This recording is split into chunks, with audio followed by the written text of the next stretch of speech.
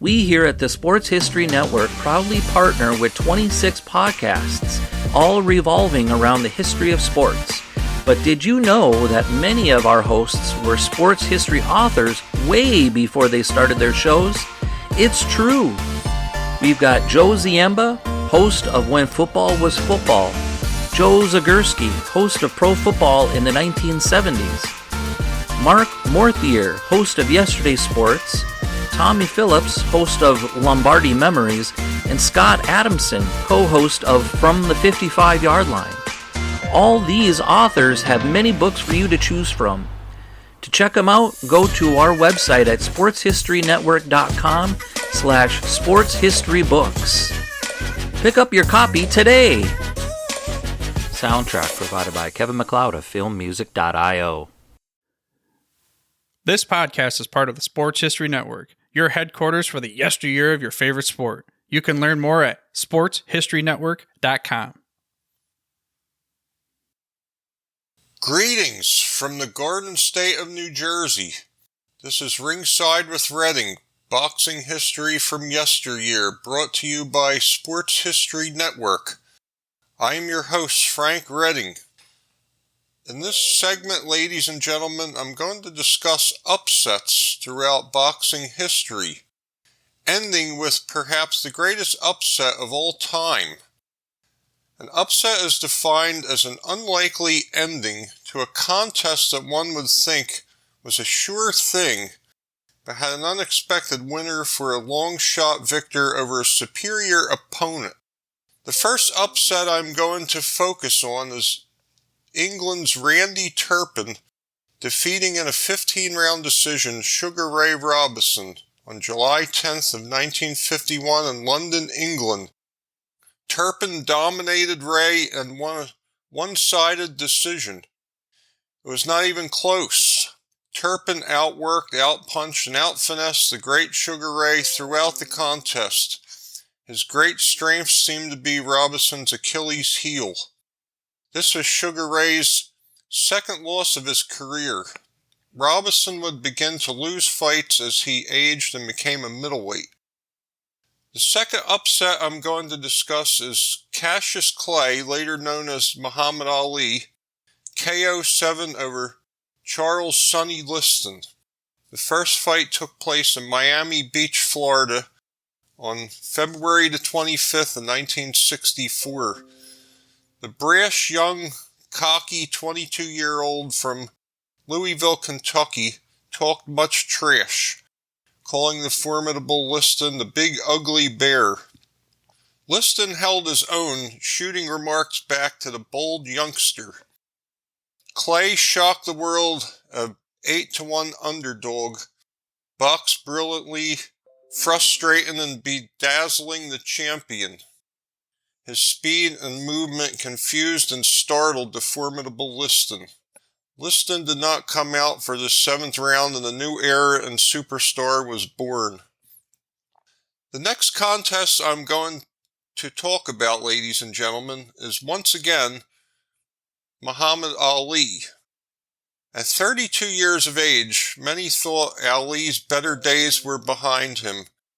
He lost to Joe Frazier and unknown Ken Norton, who broke his jaw in the process. Ali would be no match for the awesome, supposedly invincible George Foreman. Foreman knocked out Frazier in 2 rounds and Ken Norton in 2 rounds, who took Muhammad Ali the distance on several occasions. The public feared for Muhammad Ali's life going into this fight. Ali nicknamed George the Mummy. There is a whole background to this fight that I'm not going to get into. The fight took place in Kinshasa, Zaire, Africa, in the wee hours of October 30th of 1974. Ali used an unusual strategy, and as the fight wore on, George Foreman started weakening. The rope-a-dope tactic was introduced, and Ali frustrated George. Ali threw a combination in the end of the 8th round, dropping Foreman for the count, and Ali regain the heavyweight championship of the world. The next upset I am going to speak of took place on January the 29th of 1994 in Las Vegas, Nevada. The great Mexican Julio Cesar Chavez was 89-0 with one draw, was defending his WBC junior welterweight title against Frankie the Surgeon Randall. Chavez was a heavy favorite to win his 90th fight. Frankie Randall in the 11th round knocked Chavez down for the first time in his career. Randall won a close split decision and knocked Chavez from the ranks of the undefeated. I fell asleep watching this fight as it was late in the night and dreamed that Chavez lost and woke up to find Chavez had been defeated. The last and final upset is perhaps not only the greatest upset in boxing history, but possibly the greatest upset in sports history. The baddest man on the planet, Mike Tyson, who sported a 37-0 record, traveled to Tokyo, Japan to defend his title against the lightly regarded James Buster Douglas. The fight took place on February 11th of 1990, and going into the fight, ladies and gentlemen, Tyson was a 42-1 favorite. Douglas's mother died 23 days before the fight and inspired Douglas to be more motivated than ever before. Douglas established his superior height and jab, seemingly keeping Tyson off balance throughout the contest. This fight was not without controversy, however. In the 8th round, Tyson knocked Buster Douglas down with an uppercut for what some say was the 10 count, but Douglas rose on the count of 9 at the end of the stanza. Douglas would go on to knock Tyson out in the 10th round and shock the world.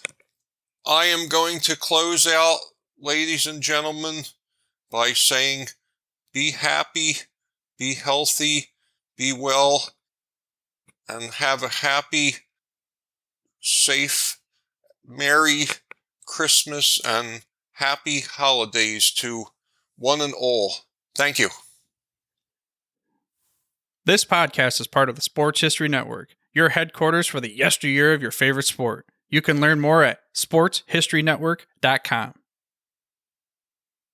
At the Sports History Network, we're all about sports yesteryear, and so we're so pleased to introduce you to Row One, an online memorabilia gallery and shop that brings your sports history to life anywhere. The Row One gallery includes over 5,200 gorgeously reproduced prints of team posters, game program covers, game tickets, advertisements, and more in baseball, pro and college football, pro and college basketball, and more. And any gallery item may be printed in a variety of sizes on wood, metal, canvas, acrylic, or poster paper. And in Row One shop, check out the thousands more of unique items with a retro and historical designs dating back to 1876, including t-shirts, long sleeve shirts, phone cases, mugs, blankets, pillows, towels, and even shower curtains. Go to sportshistorynetwork.com, ROW1, for access to the full Row One catalog and for gallery prints and gift items, plus get a 15% discount off all prints on the Row One Pictorium Gallery with coupon code SHN15. Follow the link on the show notes.